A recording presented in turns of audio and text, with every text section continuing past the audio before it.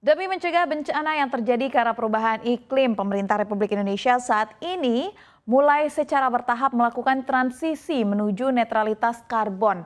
Berbagai upaya mulai dilakukan, salah satunya adalah dengan penetrasi kendaraan listrik dan keseriusan pemerintah Indonesia untuk mengalihkan penggunaan energi fosil menuju ke energi yang lebih ramah lingkungan, juga didorong oleh meningkatnya subsidi energi yang semakin membebani negara dan sudah saatnya dikurangi. Nah, di saat sejumlah negara sudah siap nih untuk mulai mengenal mobil listrik, sejumlah pabrikan mobil kini seolah-olah perang menawarkan mobil listriknya ke pasar Indonesia. Pasalnya, tak hanya mobil-mobil penumpang saja yang ditawarkan. Mobil komersial seperti truk dan juga bus berteknologi listrik juga turut dihadirkan di Indonesia. Dan kini sedang saling beradu antar brand satu dengan yang lainnya. Saya akan coba paparkan kepada Anda berapa sih kira-kira harga mobil listrik ini dan mana saja yang bisa jadi kebutuhan Anda. Langsung saja kita masuk ke perang mobil listrik RI dimulai. Kita masuk ke slide selanjutnya. Oke, seperti yang saya sampaikan di awal ya, bahwa pemerintah Indonesia kini berfokus untuk mengalihkan energi fosil menuju energi ramah lingkungan. Hal ini juga ditopang oleh kondisi subsidi energi yang semakin membebani negara. Kita ulas sedikit. Akibat kenaikan harga minyak mentah dunia, maka biaya subsidi dan kompensasi energi pada APBN 2022 melonjak drastis. Dari yang seharusnya di angka 152,5 triliun rupiah, kini menjadi 2,4 triliun rupiah. Dan kini ketersediaan dana untuk mensubsidi Pertalite juga semakin tipis karena banyaknya pengguna mobil yang kini beralih dari Pertamax ke Pertalite. Akibat harga Pertamax yang melonjak sejak April 2022. Nah, akibat adanya peningkatan inilah kini pemerintah Indonesia mulai bergerak ke energi yang ramah lingkungan. Bentuk dukungan pemerintah tercermin dari pertemuan Presiden Joko Widodo dan juga CEO dari Tesla Elon Musk dalam rangka mendorong upaya transisi ini dan menyebut penting bagi Indonesia untuk membangun kepercayaan internasional. Jokowi memiliki rencana untuk membangun ekosistem yang lebih jelas, tidak hanya proyek kecil-kecil saja atau parsial saja. Jokowi juga berharap Indonesia bisa menjadi kekuatan besar untuk mobil listrik dunia. Nah, tapi meskipun cita-cita Indonesia setinggi langit ketujuh ya pemirsa, saat ini kondisi pasar mobil listrik tanah air masih belum optimal. Kita akan bahas di slide selanjutnya. Ya, kita mulai dari kondisi mobil listrik dalam negeri saat ini. Data Badan Kebijakan Fiskal ataupun BKF menyebutkan tahun 2021 lalu, ini penjualan mobil listrik hanya mencapai di 3.193 unit atau 0,4% dari pangsa pasar. Meski pertumbuhannya relatif cepat ya dibandingkan dengan tahun sebelumnya, ini naik 3 kali lipat, namun ini masih terhitung kecil dibandingkan dengan kendaraan konvensional. Nah, terdapat beberapa alasan nih mengapa angka tersebut sangat rendah.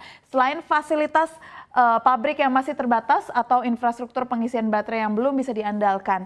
Kendala utama adalah juga terkait harganya yang relatif masih mahal ataupun tinggi. Ya, sehingga analis BKF menyatakan dibutuhkan insentif fiskal dan non-fiskal. Karena 95% pangsa pembeli kendaraan bermotor di Indonesia masih belum bisa menjangkau harga kendaraan listrik yang berada di kisaran 500 juta sampai dengan 1 miliar itu.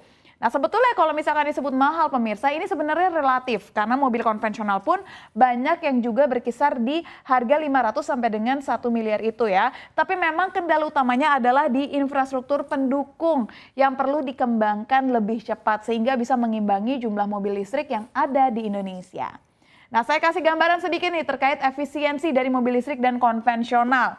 Kalau dari mobil listrik ini harganya di kisaran 500 sampai dengan 1 miliar atau bahkan ditemukan yang sudah sampai 2,9 miliar, ini khususnya untuk BMW, nanti akan saya jabarkan. Kalau mobil konvensional paling tinggi mungkin 1,2 miliar rupiah. Untuk emisi karbon yang dikeluarkan, kalau misalkan mobil listrik 0 hingga 5 G per kilometer aja. Kalau mobil listrik bayangkan bisa sampai 125, ini angkanya jauh berbeda dari mobil listrik ya.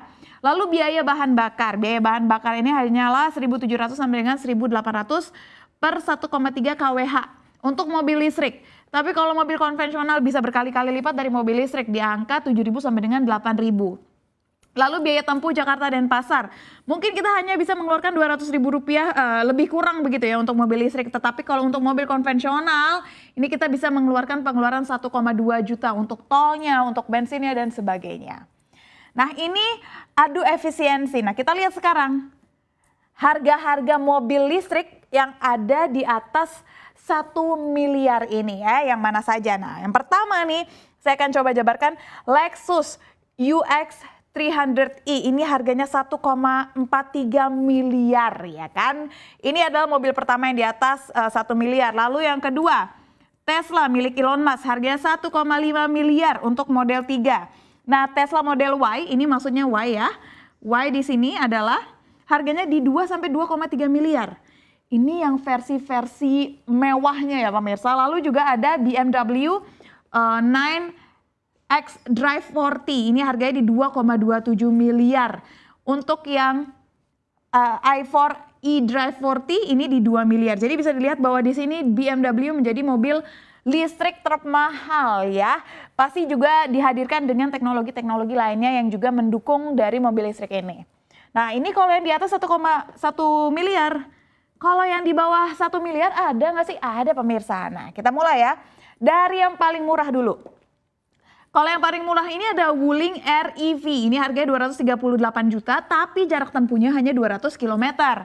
Yang paling mahal dari ini semua adalah Mini Cooper Electric. Ini harganya 845 juta, tapi jarak tempuhnya juga nggak berbeda jauh dengan Wuling, yaitu di 234. Nah, kalau misalkan pemirsa ingin mencari yang jarak tempuhnya jauh, mungkin kita bisa pakai Hyundai Ioniq. Ini Ioniq, maksud saya ini harganya jarak tempuhnya 384 km, tapi harganya di 748 juta. Dan juga masih banyak varian lainnya pemirsa, ada Nissan Leaf, Hyundai Ioniq versi lain, lalu juga ada Hyundai Kona Electric, dan juga sebagainya. Jadi ini bisa dilihat ya memang pemirsa harganya gak ada yang murah, bahkan paling murah ini di 238 juta gitu. Jadi kira-kira mobil mana nih yang menjadi pilihan pemirsa jika nanti kita memang sudah harus bergerak menuju mobil listrik? Kalau saya sih bergantung sama siapa yang beliin saya aja. Demikian, kembali ke Anda Safira Wardoyo.